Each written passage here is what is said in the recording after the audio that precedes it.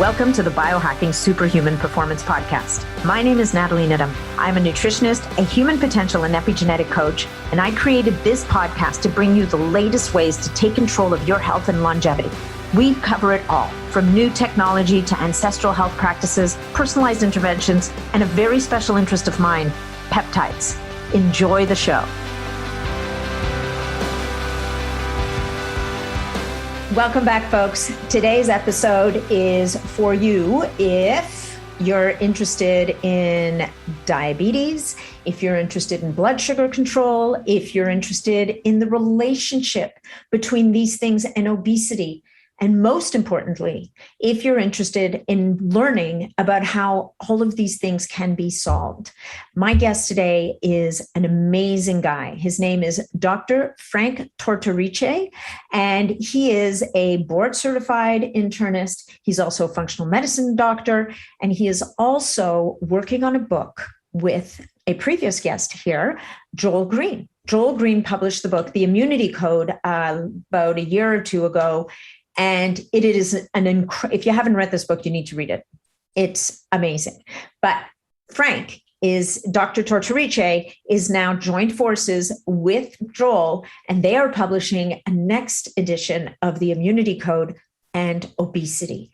And Dr. Tortorice really goes deep into this whole concept of diabesity, this whole idea of how blood sugar dysregulation, diabetes and obesity are intrinsically linked, and how caught early, and sometimes not even early, but definitely how caught early, people can be pulled back from the brink and put on a path towards better health and longevity, which at the end of the day is what we're all about. Yes. So Dr. Tortorice he's a great guy. I actually had the pleasure of meeting him in Vegas when I was presenting at the Peptide World Congress. He is one of these heart-centered docs that truly cares about his patients and their outcome, and truly is there to walk with his patients and help them to reclaim their health, get off their meds, and do this all under the supervision and watchful eye of a board-certified doc. So I hope you enjoy this episode. If you're looking to reach out to Dr. Tortorice, you can find him through his website, which is diabesitydoc.com. The links will be in the show notes. And of course, remember that all of the information here is for just that, information purposes only. Before you start anything new, before you start a new supplement or new practice, whatever it is, make sure that you check with your own health practitioner or doctor first. Or if you're looking for a doctor and you're dealing with some of the issues we're talking about today, you might just want to reach out to Dr. Tortorice. Please make sure that you leave me your comments and send me your questions. I always love hearing from you guys. If you're looking to connect with me, you can do so through my website, which is natnidham.com, or you can connect with me on Facebook in the Optimizing Superhuman Performance group. We're going to hit 10,000 this year, guys. So be part of the tribe. Come on out. It's a really vibrant community. And we talk about a lot of stuff. We talk about peptides, but we talk about other topics like the one we're talking about today as well. And if you would get value from this episode, please make sure to leave us a review and to share it out with your family, your friends, and anybody else who you feel would get value from it. So thank you so much for being here. I appreciate you guys, and enjoy the episode. Hey folks, before we launch into the episode, just one thing. We have a sponsor. drinkhrw.com. This sponsor is all about the magic of molecular hydrogen, and they make the most incredible molecular hydrogen products. They make molecular hydrogen tablets that you can easily just drop into your water every morning as you start your day. They actually even have flavored ones in raspberry flavor, if that's your jam. I like mine plain with a squeeze of lemon, but I also love the raspberry. They even have tablets that you can drop into your bathtub to get a whole body treatment of molecular hydrogen, and tablets you can drop into a bowl of water and apply to your face. And so you might be sitting there wondering, so big deal, why would I drink hydrogen? I mean, hydrogen is the smallest molecule on the periodic table. Who cares about hydrogen? Well, let me tell you, you care about hydrogen. A lot about what we talk about in this podcast is about health span, and lifespan. It's about aging well. It's about longevity. It's about managing your body system so that you can look, feel, and perform your best. And molecular hydrogen delivers on these points like nothing else does. Think about this. Molecular hydrogen actually combats oxidative stress as well as supporting a healthy inflammatory response. Now, we know that inflammation is at the root of virtually every major disease out there. We also know that it makes us basically age faster. So I would qualify molecular hydrogen as a preventative aging supplement, and it is one of the easiest, healthiest, best out there with zero negative side effects. It indirectly mitigates the damages of those three issues that ultimately lead the way in virtually any disease state and fundamentally are the driving forces in why we age. We're talking imbalances in oxidative stress, in inflammation, and as well as increased insulin resistance. So you don't really have to take my word for it, guys. You can go to the drinkhrw.com website, and I'm going to tell you that it is one of the most incredible repositories of research and articles all about molecular hydrogen. And you know what I love about this company is they don't just run around telling you how great molecular hydrogen is. They don't just cherry pick the best research articles. They're full on, flat out, pretty honest about this article. This clinical trial, well, it didn't show us much yet. Here are the flaws in it, or here's what we think. It's an incredible resource, but I can tell you that whatever it is that you're dealing with, there's probably a clinical trial going on somewhere looking at whether or not molecular hydrogen can be helpful. And I will tell you that in my practice, I've seen it be helpful to all kinds of people. People who are suffering from joint pain, because molecular hydrogen is able to target inflammation, because it's able to support a healthy inflammatory response in the body. And it also promotes antioxidant and oxidative balance. You guys, you don't want to just be taking antioxidants by the handful. You want something on board that's going to help to keep you in balance, to not too high, not too low, just keep you in that Goldilocks state. So, like I said, I have clients who were blown away about how effective this molecular hydrogen, taking it every day, sometimes soaking an injured joint in molecular hydrogen water, what a difference it made in their mobility and in their ability to recover from their injuries and even also, of course, from workouts. So you're going to be hearing me talk a lot more about molecular hydrogen in the future. This is just the tip of the iceberg. I encourage you to go to drinkhrw.com/superhuman, and you can use promo code longevity10, and that will get you 10% off everything that you purchase.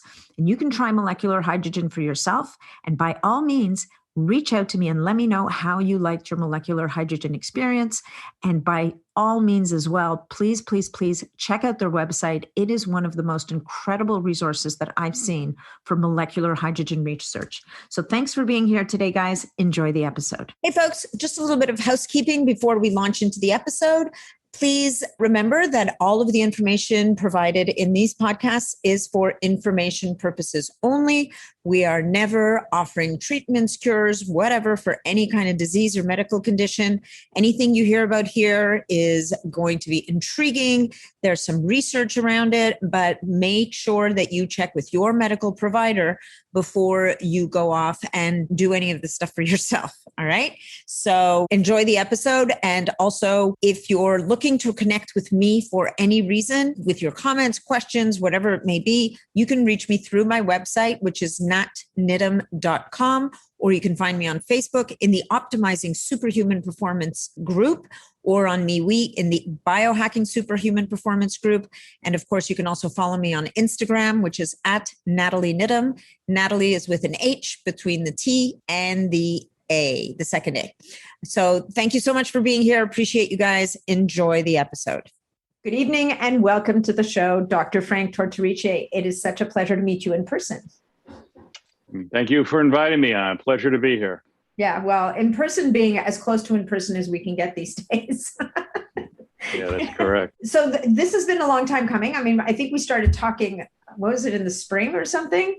Yes. And we were introduced by the wonderful Joel Green. So I'm very grateful to him for this introduction, because I think this is going to be, well, I know this is going to be such a great podcast and is going to resonate with so many people. So why don't you tell us a little bit about yourself and what brought, my guess is you started in conventional medicine and moved into a space which is very not in line with what conventional medicine story is for the condition you're dealing with. So why don't you tell us a little bit about that journey? Yes, thank you. So yes, my path took me to Rome, Italy to get my medical degree, and I learned a lot of things about Italian culture and about medicine, and it was quite a difficult task studying in Italian, although I'm Italian background, Sicilian. Learning medical terminology and everything, as well as speaking, was not the easiest thing for me. So that was really a great adventure and challenge, and I'm forever thankful for that. Why did you decide to do that? So my undergraduate was philosophy, psychology. So I didn't have a lot of background in advanced biology, and the thought was if I would spend another year getting some additional courses, my application would be more in line. Back then in the late 70s, they were really going heavily on traditional science background. And I didn't want to do medicine per se for being a researcher. I kind of like the humanistic side of it. And I love my philosophy and psychology courses. So I didn't want to wait another year. And then a spot opened up for me in Rome, Italy. And, again, being of Italian heritage, I said I could wait a year with no guarantees, or I could go back home to Italy, see what it's like there. And I had a friend who said, "Oh, it's all not that hard." So, yeah, if you would have told me when I got there, yeah. So he actually was he was my senior classman, and he really helped me out a lot. Bob Ferguson, if you're listening now, he's a great guy. But it was quite a bit more difficult than I thought, but I think it was a great challenge. And actually, I'm the doctor for the Italian consulate in San Francisco, so things come around 360 degrees. And I guess if I never had the Italian background, I would not gotten that position at the consulate. So things work out in the end. Italy's and Europe in general, as you know, is quite a bit sophisticated. We in America are sophisticated, but also in Europe. So I got turned on to a lot of things about diet and exercise and different ways of doing things that weren't necessarily the way we do things here in America. So that sparked my interest. And then when I graduated, I went back to do my residency in internal medicine and pediatrics. It was pretty much the standard allopathic way of doing things. Find a symptom, treat a symptom. If it's too high, make it lower. If it's too low, make it higher. If it's too wet, make it drier. If it's too dry, make it wetter. So, so I did that for a while. And then what would happen when I came back to San Francisco to start my private practice? I was with a group. You would see patients from time to time, and you just couldn't get these patients better. You get some of the patients better, but some of the patients you could not get better. And then I went to my first functional medicine lecture with, the precursor of what would be the Institute for Functional Medicine with Jeff Bland and people like that. And I fell in love with that. And one thing led to another. And now I was the first doctor certified in functional medicine by the Institute for Functional Medicine here in Burlingame, which is right outside San Francisco near the airport. So I've done a number of years of that. And it just felt intuitive, and it was more with root cause resolution. It's the biggest secret out there. It's functional medicine. So thank you for allowing me to speak about that. But I think for chronic illnesses, it really gives us another tool in our toolbox. And I think, sometimes the regular medicine or the traditional medicine is enough, but a lot of times it's not, especially for chronic illnesses. And being able to go in and utilize these other knowledge that I have really helps me a lot. And patients come in and they say, I've been frustrated. I've seen doctors for 20 years. Nobody's asked me these questions. And they seem to be going at the root cause. So medicine is changing as we speak.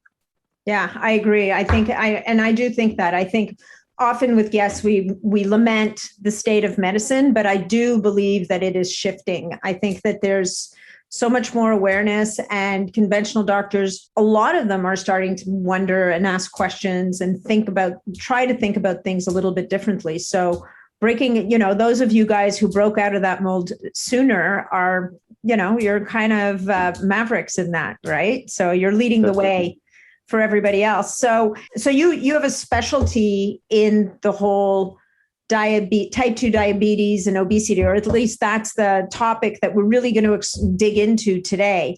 And again, this is an area that I'll give you an example. I was on the phone with my mom yesterday who has, she's got type 2 diabetes that's controlled with medication, not insulin.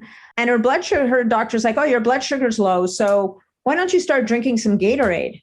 And I'm saying, and her electrolytes are off. And I'm like, well, wait, why would he tell you to drink sugar instead of saying, oh, well, what are you doing that's bringing down your sugar? Maybe we should think about reducing your medication. Exactly. And I find that astounding.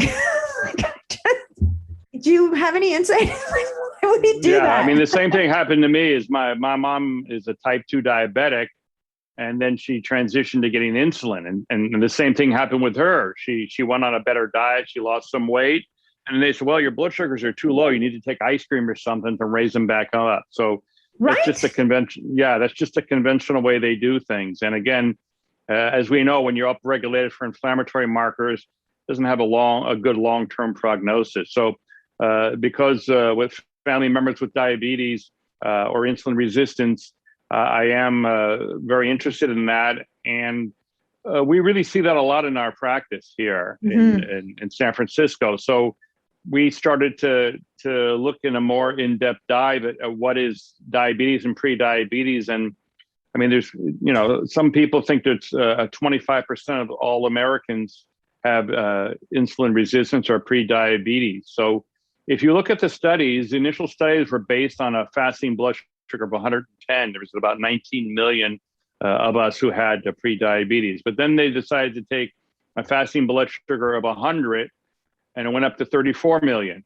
So these are people that did not have a diagnosis of diabetes, but had impaired glucose tolerance or impaired fasting glucose.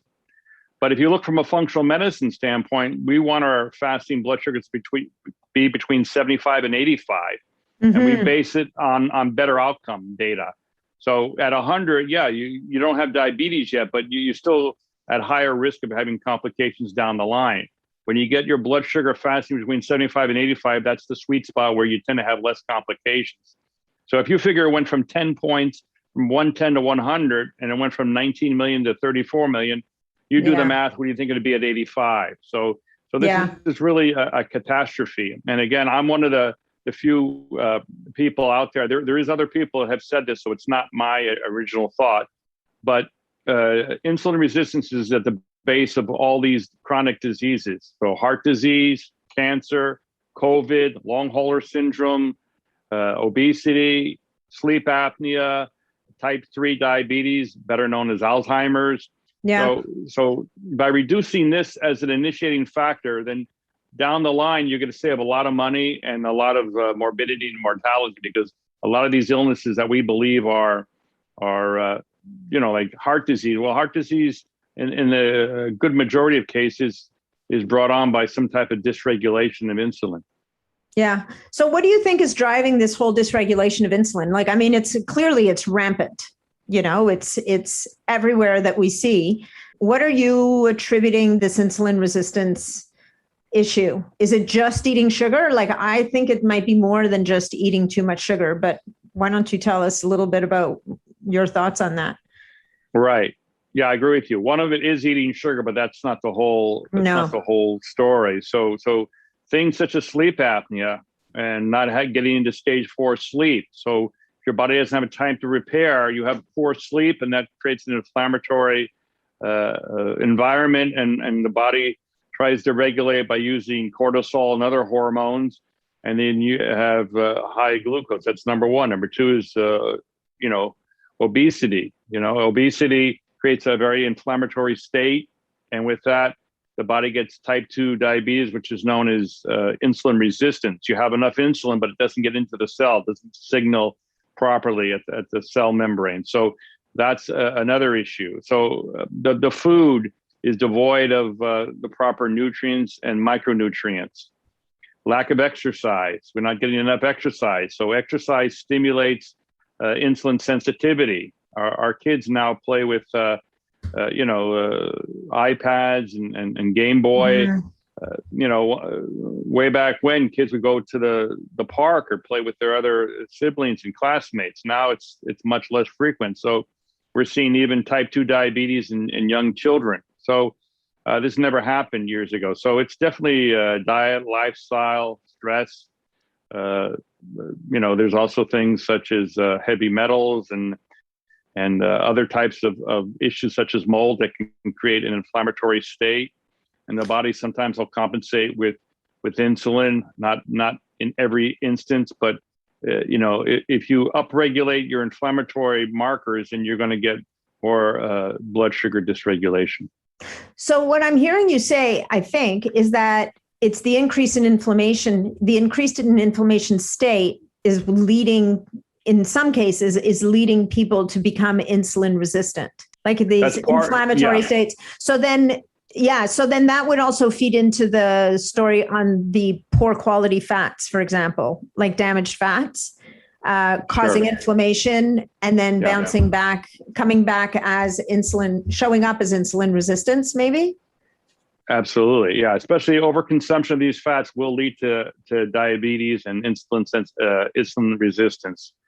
So we're finding that, yes, there's healthy fats, but most of the fats in the common SAD diet, the standard American diet, are not necessarily healthy fats. They're damaged fats, and some people believe that it's not so much the sugar, but the rampant use of commercial vegetable oils that's created the diabesity. So we never used to have all these processed oils up until the turn of last century. Then after that became available, then people didn't use things such as lard or butter. They use more of these commercial oils, and there's a lot of damaging consequences because of that. Yeah. So what would you say the best fats are for people to use in your mind? So again, it depends. If somebody's a vegetarian, then obviously they're going to not use any of the animal fats, but things such as olive oil are not bad. But again, you can't heat that at a tremendously high temperature. Avocado oil, some people like coconut oil, though it does impart a flavor. And then there's things such as ghee, but again, it depends. So there's probably about a half a dozen fats that are commonly used that people tend to believe are a little bit better, safer. I mentioned some of them. I'm sure I forgot one or two of them. But well, those are ones we commonly hear. So then, how do you feel about some of these very high fat diets? There's some people will say that over time that may lead to insulin resistance. I know that Joel, in his book, The Immunity Code, which you're very familiar with, I mean, he's no big fan of the continuous high fat diet. And I reading his book is just, it's so interesting because it's almost like he's this voice of reason coming in going, guys, you don't need to do anything that extreme. You need to fix your body so that you can deal with kind of less maniacal approach to diet, as it were. What are your thoughts on that? Like, in your mind, what would be a better diet for most people? And how much of it do you think is influenced by genetics? Like, how personalized does it have to be? Well, I think genetics plays a portion in everything we do. I think people have a genetic diversity for a reason. Yeah. And I was with Joel 2 weeks ago down in LA. It was really wonderful. And a real treat was seeing Joel cook a meal for you. So that was really nice. And he's actually quite a good cook, and he's an amazing thinker. I think part of his strength is the fact that he didn't come from, let's say, a medical or a university background. He just has this God-gifted ability to read quite a bit of material, understand it, and synthesize it. And Joel is very practical. He says, well, unbalanced diets in the long run don't work, whether it be high fat, high carb, high protein. So we go and talk about that at length. And even besides what Joel espouses, there's plenty of scientific studies showing that a high protein or a super high fat diet in the long run will cause an insulin resistance to occur. So Joel believes in doing things for a small amount of time, as well as I do as well. I don't think there's necessarily good data on doing an imbalanced diet at a prolonged length of time. So I think up to a year is what I read in some of the studies. You can go up to a year with some of these imbalanced diets, but after that, you're going to get into trouble. So Joel has other mechanisms, as you know, from the book, the Immunity Code, and we've talked about those at length when we see each other. So you're right about that. I think that there's no one size fits all. I mean, taking care of people for 20 years, you can be humbled quite easily because the same recipe does not work for everybody. And if it works, it doesn't work forever. So you really have to take in mind that functional medicine is about treating the patient. Allopathic medicine is about treating the disease. So when you're treating the patient, you have an N of 1. So you really have to look at this patient, this person in front of you very carefully and try to maximize their genetic potential and try to give them a very individualized, customized approach. Yeah, I love that. What are some of so you were talking about how important early detection is, because obviously it's a whole lot easier to pull someone off the cliff if they're not already hanging off by a fingernail. Like, let's face it, it's if they're just standing there looking over the edge, it's easier. If they're 10 steps back, it's still easy. It's even easier then. But so what are the markers that you're looking for and how early are you seeing them in people? So conventional wisdom tells us that once people start having insulin resistance, whatever that means, I think there's various studies and use various numbers, but it can be 7 to 10 years. And it really depends on if the person does absolutely nothing, maybe 7 to 10 years. Do they have a diagnosis of diabetes? What we found in our clinic and what we see is I check very, very early. Everybody walks in the door, even 20-year-olds. You'll be surprised. And not everybody has to be, have weight issues.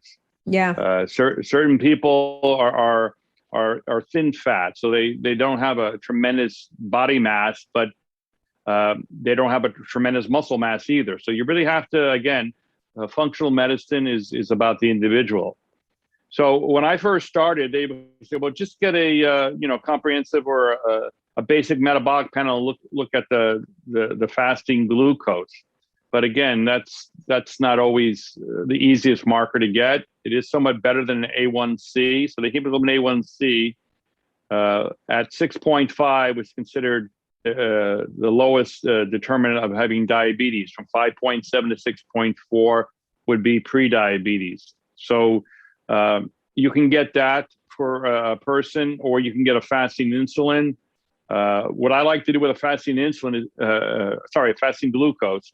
I like to get a fasting insulin with the fasting glucose. And the reason being is it's kind of like a loan. You can have a loan for $20,000, but if I'm paying 2% interest and you're paying 22% interest, it's not the same loan. And the same thing.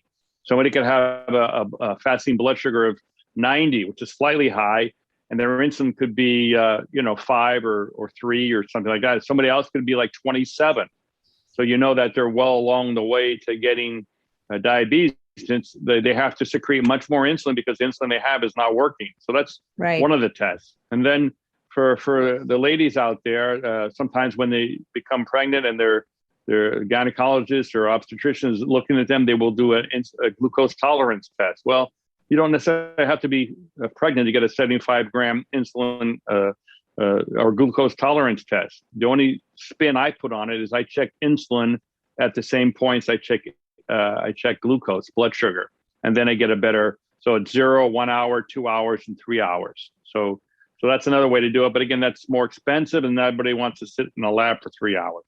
So there's basic things you can do like that. And so then when the insulin just isn't there, so now you're in a situation, is that just a type 1 diabetes situation, or can you be type 2 diabetic and have too low, like basically the reverse now? The pancreas is kind of over this overproduction of insulin. I don't know if it gets exhausted or the islet cells get damaged, like whatever it is that happens.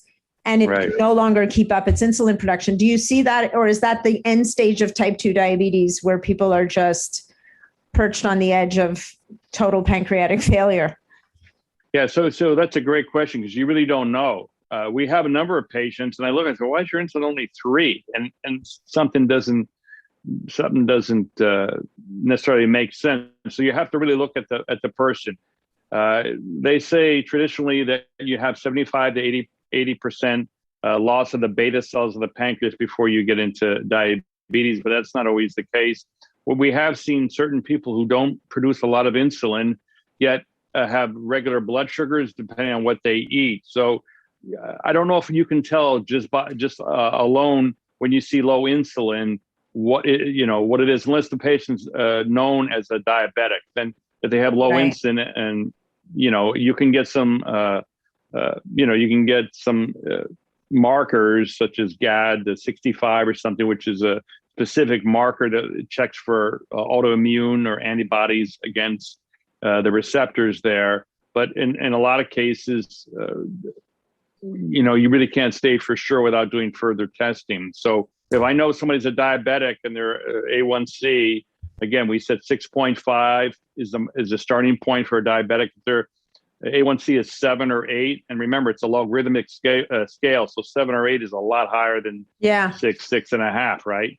So and then they don't have insulin, then you can kind of put 2 and 2 together. Like I said, I mentioned in the beginning, my mother is a type 2 diabetic, but through having it many years, she no longer produces adequate insulin. So now she takes daily insulin. So you can have that with the passage of time, you're going to lose your ability to secrete insulin, and diabetics more so. So a lot of them will be put on insulin. And again, this gets the blood sugar down, but is it the best way to treat somebody who has diabetes or pre-diabetes? We don't think so necessarily, but again, because having high blood sugar and especially high insulin is very damaging, we have to be careful. We can't tell everybody to go on a diet or intermittent fasting. You really have to individualize it because you'll make people sick, ill, or worse. But let's say somebody's younger and they're able to exercise and they're able to lose a few pounds. Well, they don't necessarily have to have medications. All right. So there's a whole spectrum there. Right. So you were saying with the HbA1c numbers that 6.5 is diabetes, 5.7 to 6.5 is pre-diabetes. How do you feel about those numbers? Like, do you think I'm wondering if maybe we're waiting too long to sound the alarm. Like 5.7 to me sounds already, it's a good point. The doors are closing on the train here. It hasn't quite left the station, but it seems to me like we should be sounding the alarm maybe a little sooner than that. What would your No, that's another fantastic question. So some experts out there believe that having an A1C at 4.6 to 5.3 is normal. Anything above 5.3, you lead into questions and poorer outcome. So yes, I would say I see some young people at 4.6, but once you start hitting your 30s, I don't see too many people at under 5. But we do see some people in their 40s and 50s that are metabolically healthy. Again, 80% of Americans are not metabolically healthy, but 5.2 to 5.4 would probably be where you'd want it to be, no higher than that. So again, that was a great question. And again, this is based on outcome data. So again, even though functional medicine is thought to be more personalized, the thing I like about it is it's medicine, it's scientific, it's based on peer-reviewed studies, not simply on doctors' personal belief. When I was at the Cleveland Clinic, it had opened up a few years ago. And because I am a graduate of the Functional Medicine Institute, they let me go and shadow a doctor there. I was really interested. I hadn't been back to Cleveland in quite a few years. I actually did my residency in Youngstown, which is east of Cleveland, about 90 minutes or so.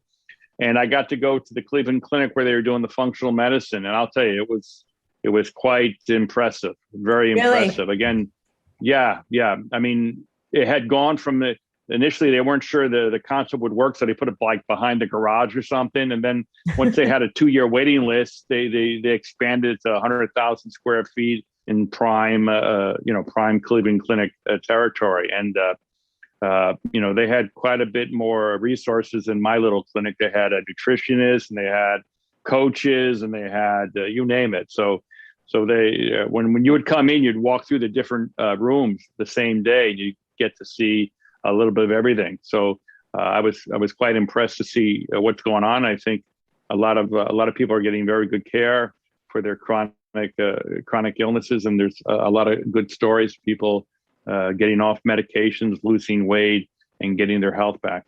Yeah, and those are the stories we want to hear, right? I think that so often people don't connect to the fact that this is a lot of these chronic conditions, quite apart from being avoidable, can sometimes be reversed. But you do, absolutely. But people have to be willing to put a bit of effort into it and put some muscle in, kind of thing, and whatever that. I mean, I see them myself in my practice, and it's a tough discussion to have with someone, to say, before you even take them on as a client, like, are you ready to step up and change the way you do things? Because if you're not, then, the day you're ready to step through that door, I'm here for you. But the take a pill that's what your doctor's going to offer, your conventional doctor's going to offer, right? The other one is, I think it's kind of like adulting. Right? You're going to grow up. You're going to stop treating food like a treat that you get 7 or however many times a day. Like you stop living like a toddler, and you're now going to start living like a grown up and take responsibility for your health, kind of thing. But to your point, it's at certain point, it's not that simple anymore. And I want to talk about that a little bit. I want to talk about those people that come through the door and they've tried everything. Like, they've cleaned up their diet. They're trying to exercise. They're trying to sleep. Like, they're trying to do all the things, and yet they are so freaking stuck. And those people, I think we do a disservice to, even putting them in that group of people that aren't willing to do the work, because I sometimes see people they've tried everything. They're working so hard, and they're not getting anywhere. So, and that's where, like, what are you finding is helping to move the needle with these guys, if anything? Well, yeah, no. So I'm in total agreement. I mean, when I first started, I would take on all comers, but then I quickly learned that the patient, the client must be ready. Yeah. Functional medicine is a partnership, so it's not a hands down patriotic type of thing where the doctor just says, you're going to do this now. Those days are gone. Maybe in the 50s or 60s, the doctors could order people around, but nowadays it doesn't work that way. You have to have a collaboration between the doctor, the client, the patient, whatever you call, and they have to be ready. I asked them, I said, the problem I have is that since I have a functional medicine background, everybody that walks in the door, whether they're being seen for conventional medicine or functional medicine, gets a functional medicine treatment, because I can't unknow what I know, and I can't absolutely. I can't read the blood sugar differently if you're not a functional medicine patient. But what I can do is meet the patient there. Are you willing to do this? Yeah. Okay. And I think you really have to look in somebody's eyes and think if it's a good fit. If it's not a good fit, then either you send them to somebody else or you put them on the medicine. It's not as satisfactory, but again, we're here to help people one way or another. And we've had patients who failed and then came back to their functional medicine protocol. Again, when functional medicine first started, it was pretty much for people who had, some type of financial means. Yes. Nowadays, with group visits, and now with the new codes that the 2021 billing codes are allowing us to see either group visits or individual visits, and it can be covered to some degree by the insurance. So we're trying to make it more accessible to more people. Amazing. Your question about what do we do? Yeah, it's not only about eating. There's a lot of issues. I'll tell you, I have a lot of people, they say, oh, doc, I sleep fine, don't worry about it. And then you put a sleep study on them and it's all over the map, Yeah. So the good news is that the little boxes for the home sleep apnea are covered by most insurances, and they're very portable.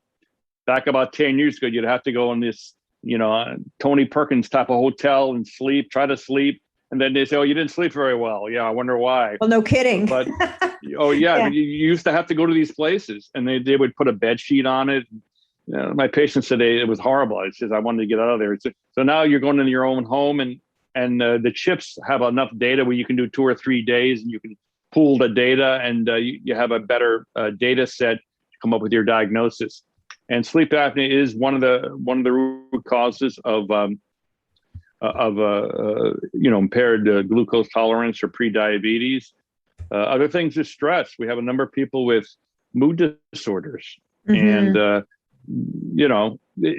what came first, is it the mood disorder or the diabetes? So dealing with that, and then people have genetics. Some people have high cholesterol, and where there's not always a one-to-one correlation. A lot of times you'll see that there's impaired glucose tolerance and impaired insulin secretion in these people. So it's not so easy. Or infections. There's certain infections which can lead to altered blood sugars as well. So it's not always easy. Yeah. What kind of infections would those be where you're seeing insulin resistance?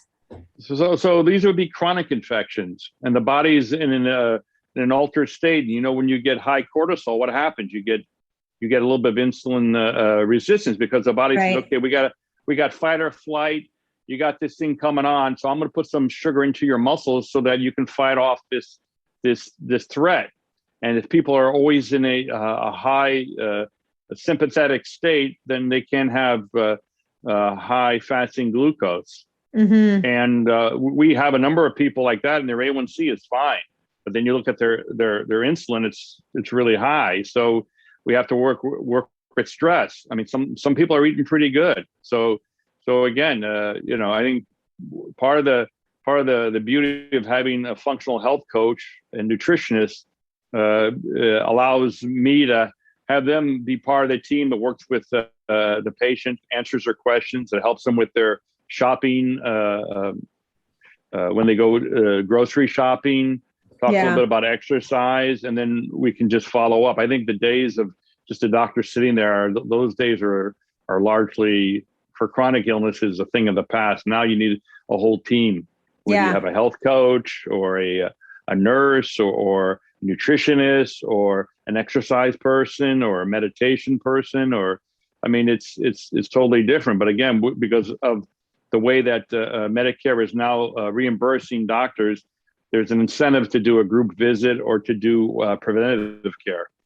That's amazing. It's nice to see that moving. So let me ask you another question. What about, I have a couple of questions for you. What are your thoughts on continuous glucose monitors? There was a thing that came out recently kind of lambasting the use of continuous glucose monitors. And I mean, I personally have found them pretty insightful at times. Like, it teaches people, right? It shows them, and it also helps them to, and I'm giving you my bias now, but it shows them that, hey, you know what? Bananas for you are really not that bad. Exactly. And bananas for you are a diabetic event every time you have one. So I feel like we're on the same page here. No, absolutely. I was thinking about that because there was an article by Peter Attia a couple of weeks ago on the glucose monitors, and I was down with Joel, and I showed it to Joel. So we had a laugh on that. And I think there's some question about the reliability of the meters. I think may not be ready for prime time yet. I had a glucose monitor because I wanted to try one. And again, I don't want to talk about something if I haven't experienced. I'm not a diabetic, but I still think I should, try these things. Anyway, I was doing okay. It said, it's good for 2 weeks. So about 8 days in, I saw my blood sugars go down to 60. And I said, what is going on here? So I couldn't figure it out. And I called Joel, and he said, well, I'll just try some of this. And then I went down to 40, and I said, I know, no way. So, here in the clinic, we have, the old finger stick, and it was not even close. I had to pull it off. So that's the issue. But I know, as Peter Attia says in that article, he says that sometimes the variance helps you out. So even if it should be 80 and your machine says 70, you have relative numbers, so 90. And so he says that for a lot of people, they like you said, you eat bananas or something like that. So even though your blood sugar excursions are not going to be as wide, let's say, as a diabetic, they still give you, useful data. So I agree with that. Yeah. They're not the cheapest thing, but they're not getting as expensive as they have been. And there's different companies. As long as you don't take them for gospel. I remember the one day I was eating sugar like nobody's business to get it back up to 75, and I couldn't do it. And I couldn't figure out what was going on. So yeah, with that caveat, they may not be as accurate, but they're relatively accurate. And for most people, you can kind of see what foods give you trouble and what foods don't, because not everybody has the same markers that give problems with certain foods. Yeah, no. And actually I do have a client who her CGM just about drove her around the bend, and it turned out that it was way off. And we finally figured it out with the Keto Mojo or whatever, like just a finger prick. And the thing is, like nobody wants to do that stuff, but there's these new devices coming out that I don't know if you've looked at them at all, but there's one that I just posted a podcast about it this week called the Lumen. Have you heard of that? A Lumen for blood sugar? So it's not exactly for blood sugar. What it does is it measures your carbon dioxide. And I have that. You're talking about the one you blow in for 10 seconds? Yeah. Blow out. Yeah, I have that. So it's not going to give you a precise number, but it starts to give people an idea of ranges that they're in. I was just wondering, like, if you'd played with that with your clients yet. I mean, it's all pretty new technology. It's not.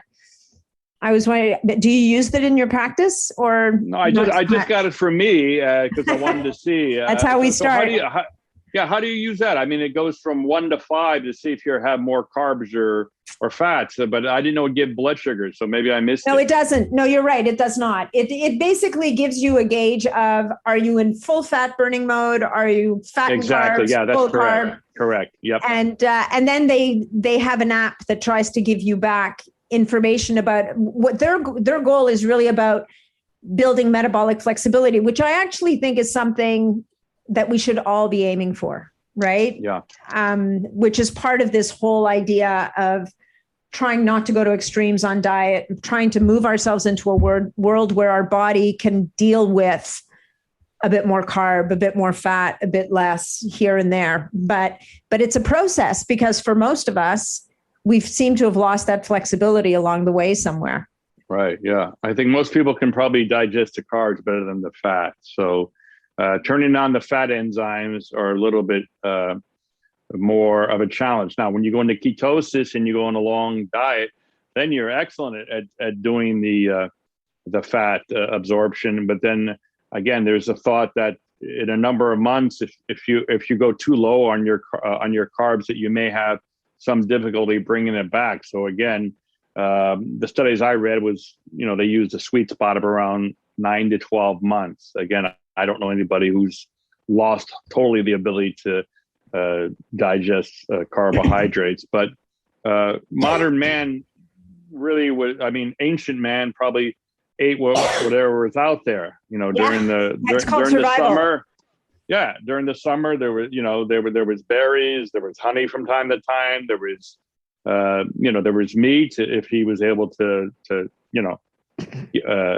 get some, and then there was berries and other things, and then it became the agriculture system as well. So I don't think it was exactly like it is today. That's true. Yeah, I think with keto you can avoid a lot of problems if you find a way to cycle it, right? Whether you're cycling Absolutely. off 1 or 2 days a week or 1 week a month. Like there's a big movement now, with biohacking women, looking at women's cycles and how that affects their ability to deal with carbs, and talking about how the week before a cycle, when you get those carb cravings, that might be the week to fulfill the carb cravings.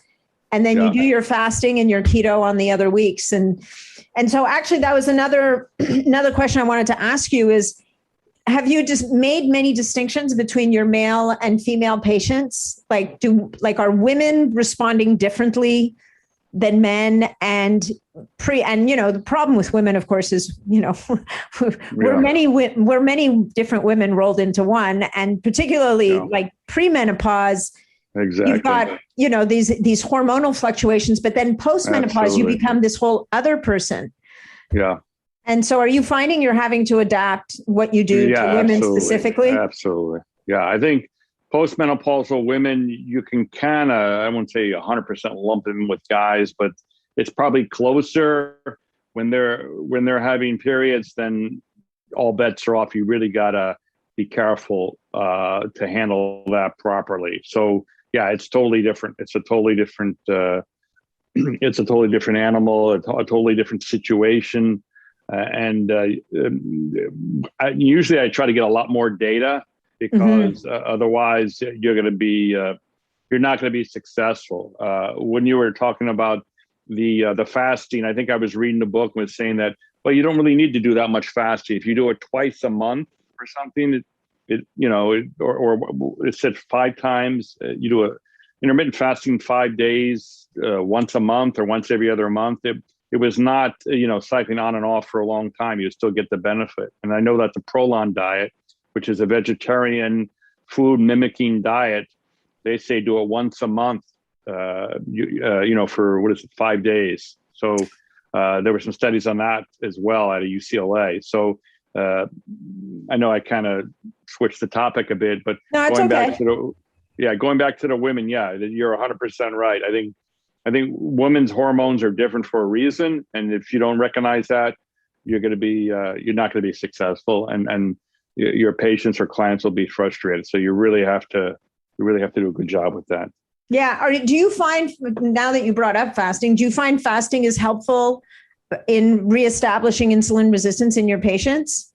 Yeah, it can. It depends where you are on the continuum. But if you're early on and you add in some intermittent fasting, you'd be surprised. You can get back a lot of sensitivity. Now, if they're all the way down, for 30 years, been a diabetic, probably not going to be as successful. But younger people who do intermittent fasting, or even people who don't have diabetes, intermittent fast, this is really good. So I would say everybody should try to do that. And the simplest way you can do it is, let's say, you work Monday through Friday, regular hours, where you get up on Saturday morning.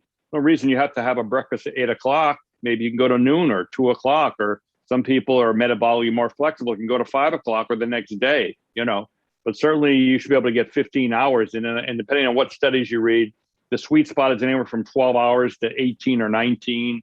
Some studies show more or less, but certainly from 12 to 15 to 18, there is some benefit you get with each of the different time periods.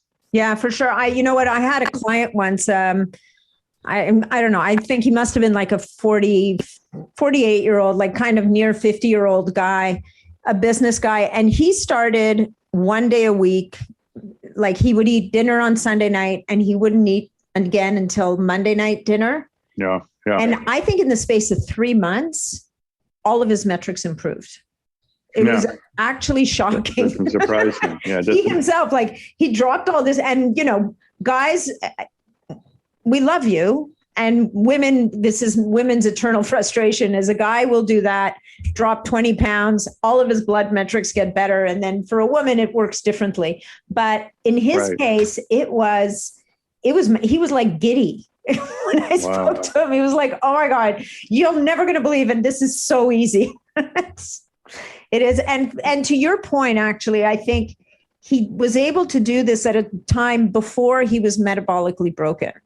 Like the wheels were kind of starting, the bolts were loosening on the wheels, as it were. Like there were signs. Yeah. And I think this speaks a lot to what you were talking about, is detect it early, because it's so much easier to fix. Absolutely. At the beginning than it is when somebody's been down that road for 10 or 20 years and there's been damage done to the endocrine organs, even like blood vessels or whatever the case may be. And you're trying to undo a lot of harm, which is just going to take time. Yeah, you may not be as successful. So again, when people come here, I mean, my clinic is called the Bay Area Wellness Center. So I don't want disease associated with my clinic. I want it to be a wellness center. And that's our goal. Do we always succeed? Probably not 100%, but we certainly try. And we tell people this is a wellness center. So you get people assigned to us from an insurance, they have no idea. Then you get some people who say, wow, I was looking for that. I didn't know you were that type of doctor. So it's exciting, and then again, the functional testing usually isn't covered by insurance. So you really have to try to work with people. I try to get all the labs that are covered by their insurance first, because I know how to read the labs. Sometimes I can arrive at a diagnosis. Other times they do need more functional testing, whether it be stool, saliva, urine, hormonal. And we offer it kind of like, at a restaurant. I mean, some people buy the $100 bottle of champagne. Other people just get a glass of water, right? But you want to meet the client where they are and let them know that's available when they want it, if they want it. So, we're very, very fortunate to be able to help so many people, and it's our blessing that we give our best to each individual to try to really help them with their issues. They come to us for a reason. They're frustrated. We have that additional training, and we want to put it to best use. So it's exciting and it's a blessing to be able to do what you really enjoy. I know you love doing what you're doing, and so do I. So you can, it's really fun when you can do something that you're passionate about. Yeah, it's a total gift. Okay, there was another, we're going to talk about a couple more things. And there was one thing that caught my attention on some of the stuff that you sent me was something about COVID long haulers. And so I was curious to know, in this conversation of insulin resistance and diabetes, and I think I've heard that in some people who had COVID, they get stuck for for a period of time anywhere with blood sugar issues and whatnot. So I was wondering if you wanted to touch on that before we get too much. Well, yeah, unfortunately, it's a big deal. I've had people come up to me and say, Doc, do you realize what's happening? There's over 1 million people that have the long hauler syndrome. What are you doing about it? And we weren't obviously prepared when the COVID first hit. Like most practices, or probably all practices, we were totally unprepared. And then once the first few months went by, and then towards the end of last year, we started hearing about this new symptomology, which is the long hauler syndrome. And what do we do with that? So I think it's a moving picture. I've been listening to different functional medicine doctors, and if you have diabetes, obesity, hypertension, and some other chronic conditions, you are more at a loss, or more likely to get what's called the long hauler syndrome. And there's all sorts of symptoms with that. It would take quite a bit of time to go through all the different problems, but we still have a couple of patients that don't smell right. Their taste is not right. They have a chronic cough. They have fibrosis of the lungs. I've had patients that were intubated and almost didn't make it. And some of them are not doing so great. And, we really want to help them. So yeah, the diabetes can make it worse because it's an inflammatory state. And the treatment is really individualized because there's so many different symptoms and there's so many different causes. So I was reaching out to my patients just to let them know that we can work with them. It is a background of functional medicine, since it's based on functions that are deficit, whether it be absorption, digestion, assimilation. So the different functional attributes that are somewhat involved. And then the brain. So obviously, if you can't taste or smell, that's part of your brain. And so we got to work in trying to get the brain back to function where it is, where it's at. I mean, patients say, I got this foggy brain, Doc. I can't hear, like I can't think like I used to. And we have a couple of patients that are really quite, they were intubated. And if you look at the studies, people who were intubated or had respiratory failure really have a hard time afterwards. And we're struggling with a few of those patients, and you can start out with just getting them to walk. We couldn't, when they first came out, they couldn't even walk in the room, and now we have them walking in some of the parks, and then we try to get them a little bit further. Initially, they would cough with even the slightest amount of exercise, even with medications, and now we're getting somewhat of their reserve back, but it's a far cry from being a baseline. So. Wow. Just for people to know that there is a functional approach or approaches. There's been some studies. The government, the Medicare has put, before it was like less than 1%. Now they put in some funding to help with the the long hauler syndrome, since there's 100 million people. I know there's a tremendous number of people that have some involvement with that. And you can be asymptomatic. There's a young person who was asymptomatic, and now he can't play sports anymore. So he's not asymptomatic.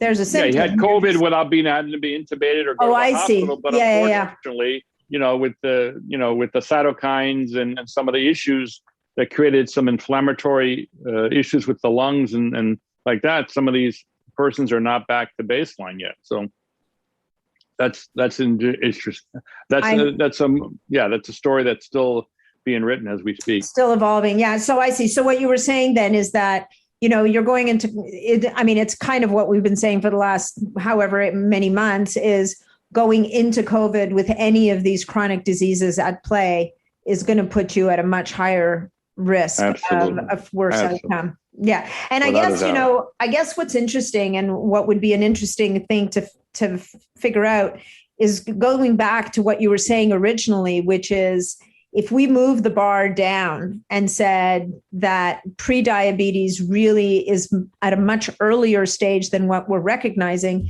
it might actually explain a lot of these people who are considered to be healthy, but who are developing these crazy COVID syndromes and long hauler. Maybe they, and I've always believed this. I'm like, people may look like they're healthy and they may not be on 20 medications, but that doesn't mean they're metabolically healthy. And what I think, I wonder if the question we should be asking is, how metabolically healthy do you need to be to withstand that kind of an infection and come out of it unscathed? And it may just be that there's way fewer people in that category than we would have thought. Again, the estimates are that 3/4 of Americans, some people say over 80%, are not metabolically healthy. So depending on who you're looking at for your data, it's 80%. That's less than 20%. So that means that if 10 people walk in my office, maybe 2 of them, 1 to 2 of them are metabolically flexible or have metabolically systems that can handle the different inflammatory insults. So that's not a lot. So if we wait until they have a diagnosed illness, again, I think when we started this discussion, we said that there's over 100 million that's based on a blood sugar of 100, and none of the functional doctors believes a fasting blood sugar of 100 is healthy. So it's quite a bit worse. So we're going to try to help as many people as we can. So we just give them the numbers, and then we hope that they'll want to take care of themselves. Yeah, no, that's awesome. I love that. And I mean, it's about lowering the bar, right? So absolutely. Yeah. Or raising it, but by lowering it. Lowering the bar for blood sugar to be abnormal, but raising it to get people to step up and take responsibility for their own health, but make it easy for them. I think the problem we have is if somebody comes, like, some of my blood tests are 14 pages, and that's just from Quest. So again, if I overwhelm people, then I'm not doing my job. My job is to collaborate with each person who walks in the door and get them to move forward in a way where they don't feel overwhelmed. Yeah. I mean, if somebody throws their hands up and says, "This is too much, doc, just give me the medicine," then I've failed that person. And that's why the team approach is so important, because I've got people that got so many abnormalities on their lab tests, and they said, "Well, doc, I never heard about that. Nobody's ever told me that before." So you really have to look at the person you have in front of you. If you overwhelm them, or they start saying like, "This is hopeless," then you've lost them. It's really important that they realize that, the labs can look not optimal, but we can get you through this. So it's really a personalized approach to making sure that you're there for the person, and you don't want to reduce them to tears, and then what's the point? Most of the things we talk about in our clinic about blood sugar, blood cholesterol, LP(a), homocysteine, methylmalonic, all those things we have a hack for, and a lot of times more than one.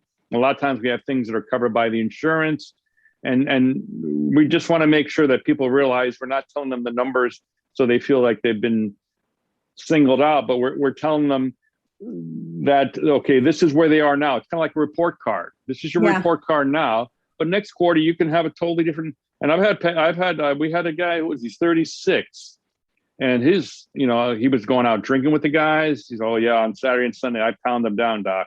And his labs were not looking good. And this guy was a guy who goes to the gym. He's in pretty good shape, but his metabolic health was not good. And I told him, you know what? These labs are not going to be good. You're not going to have a heart attack today, most likely, but in 20 to 30 years, not so sure, So he came back and made some major changes, and his labs, really got good. And he was really happy about that. And I said, man, you did a great job. Now let's keep it up. You still have one or two markers here that we got to work with, but you've done a tremendous job. Now he believes he can make those changes, and we're working together as a team. So so it's important. It's important. Otherwise, what are you doing? Just telling people they have bad labs? What's the point? I mean, that's not not medicine. So what did he cut the booze? Because I feel like alcohol is, people get such mixed messages on alcohol, and bottom line, it's not doing you any favors. So where would alcohol rank in your mind? Like for this guy, for example, he just cut out the weekend drinking completely, or he just cut it back? He told me that some days he didn't drink, but again, you're with your guys there. They're all drinking.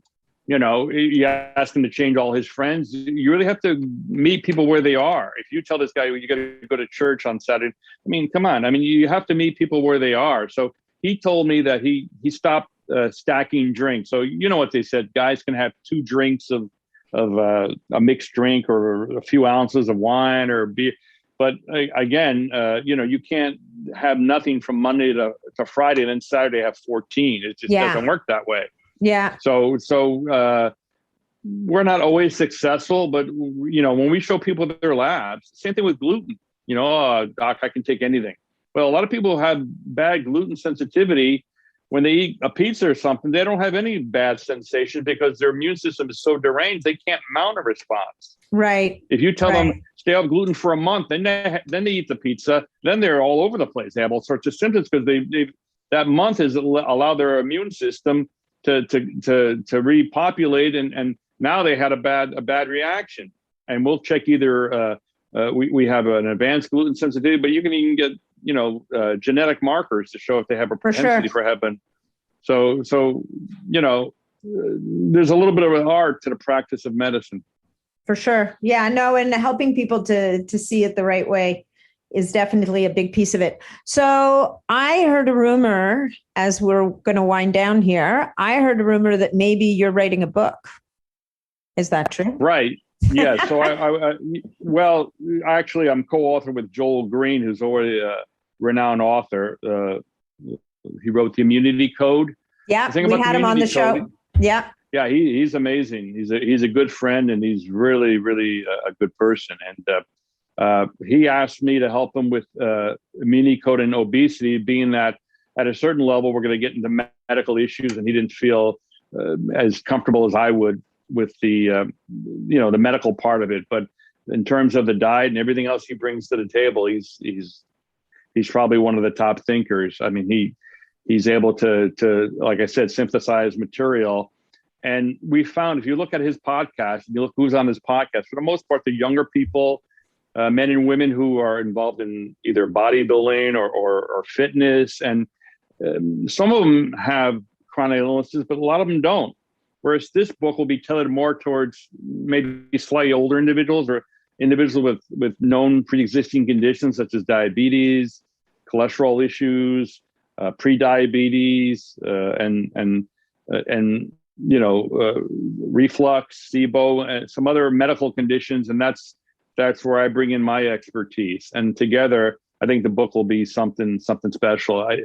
It's just not going to be another book on how to lose weight. Yeah. Joel's dietary approaches, as you know, are pretty revolutionary. So I'm looking forward to it. Also because it's always easy to speak to people who are pretty close to healthy.